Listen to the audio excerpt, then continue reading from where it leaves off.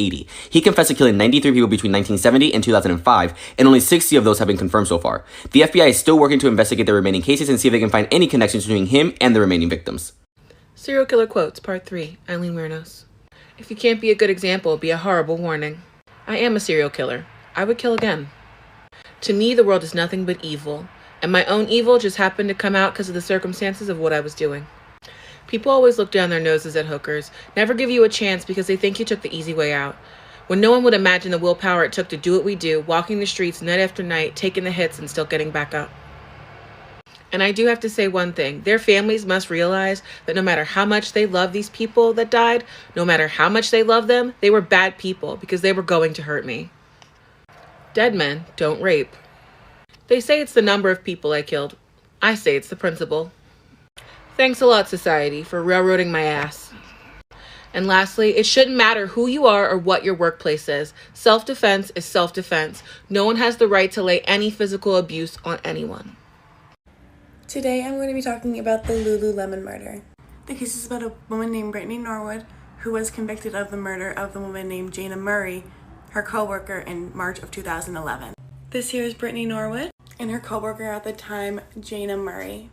What had happened was Jana had caught Brittany stealing from the store, and Brittany just got so angry and upset and mad and didn't want to get in trouble for stealing, so she decided just to kill Jana. I want to know, at the time of the murder, the Apple workers were right next door and could hear everything going on, and instead of doing anything, they just sat there and listened and did not call the police. Brittany ended up telling police that 2 men had come into the store, assaulted her, murdered Jana, and left Brittany basically for dead. That was not the truth. Police started to realize that Brittany's stories were not lining up and got suspicious of her and decided to bring her in for more questioning. It wasn't until Brittany's brother came into the confession room and basically pushed the confession of Brittany that she was the one who had murdered Jana that night at the store. And that is the Lululemon murder. Maybe you can solve this case because what the police say happened doesn't make any sense. The night of January 12, 2010, police officers found Joanne Romaine's car left at a church, and across the road were tracks in the snow leading to a lake, so they concluded she walked into the water to drown. Even after her body was found 70 days later, nowhere near where she supposedly entered the water, police ruled it a suicide. To do that, she would have had to cross 4 lanes of traffic, walk through the snow in high heels, then get into the water in January in Michigan, water that wasn't deep and had no current, to drown herself. My theory is that it wasn't suicide at all. It was murder by someone who knew how to stage the scene, someone like a police officer. And there are more unsettling details to this case you can find on Unsolved Mysteries Volume 2, watch now only on Netflix. Using the hashtag Unsolved Mysteries, let me know your theory.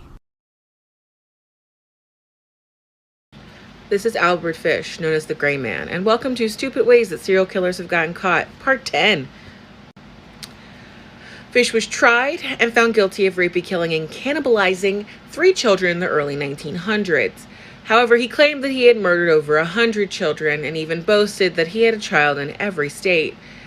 Especially deranged is the fact that he sent a letter to the mother of his last victim. Her name was Grace Budd, and she was only 10 years old.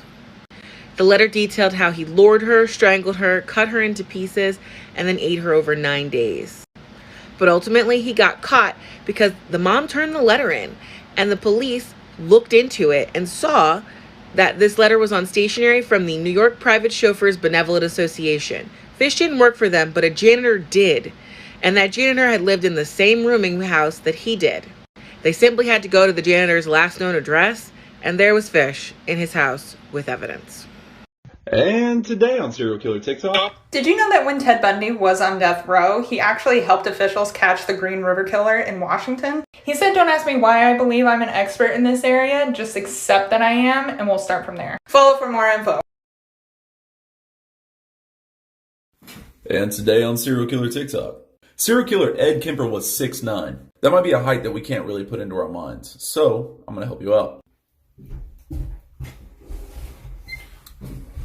This is what 6'9" looks like. Right there. I'm 6'3". He's 6'9". He weighs about the same amount as Ed Kemper did. And the way Ed Kemper got women into his vehicle with him is he would stop, ask them if they needed help, and when they looked at him, he would look at his watch to make it seem like he was busy and didn't have time to hurt him, and they would feel safe and go with him. So we have about the same size phones. This is his phone in his hands. Yeah. Put your hand here. Yeah. That's all I got. And tonight on Serial Killer TikTok, one of the Zodiac letters have been deciphered. A letter he sent in 1969, known as the 340 cipher, has been cracked. Now, this doesn't reveal the killer's name. I'm sure you want to know what the message says. So, it says, "I hope you are having a lot of fun in trying to catch me." That wasn't me on the TV show, which brings up a point about me. I am not afraid of the gas chamber because it'll send me to paradise all the sooner. Because I now have enough slaves to work for me, where everyone else has nothing when they reach paradise. They are afraid of death. I am not afraid because I know that my new life will be an easy life in paradise death. This is the second time a Zodiac cipher has been cracked. 29-year-old Candace Cunningham was a mother of two who would constantly post life updates on Facebook. She was allegedly in a romantic relationship with Sean Great. She would talk to her mother on the phone frequently and told her that she wouldn't be able to call for a while because she had plans to move to North Carolina. Her mother didn't hear from Candace again, but at the time she didn't think much of it because of what Candace told her. When Sean was arrested in 2016, he led police to her body. Her body was found next to the house she shared with Sean.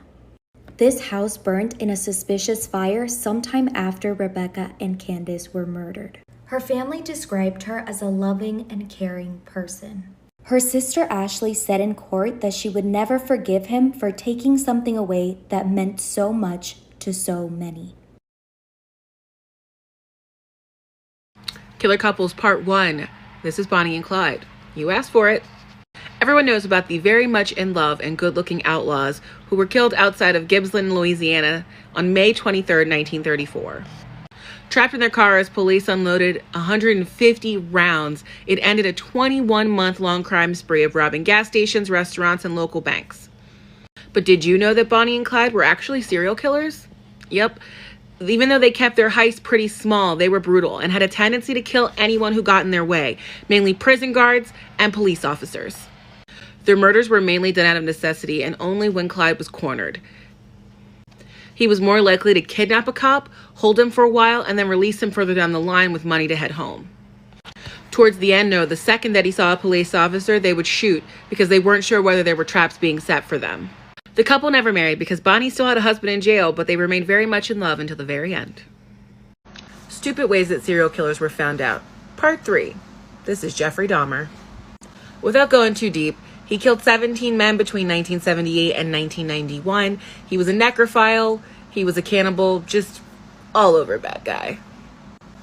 One of Dahmer's lures was that he was a photographer and he was doing nude photography. He gets this guy there, Tracy Edwards, and after he finally gets him naked and handcuffed, he tells him, "I'm going to kill you and eat your heart." Tracy, cool as ice, doesn't lose his cool, and it kind of confuses Jeffrey Dahmer.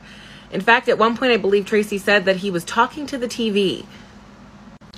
After a little while, Tracy actually asks to go to the bathroom, and Dahmer lets him do it. Immediately, Tracy punches him in the face and runs out of the apartment. They flag down the police, bring the police back, and that's where they find heads in the freezer and lots of pictures of victims.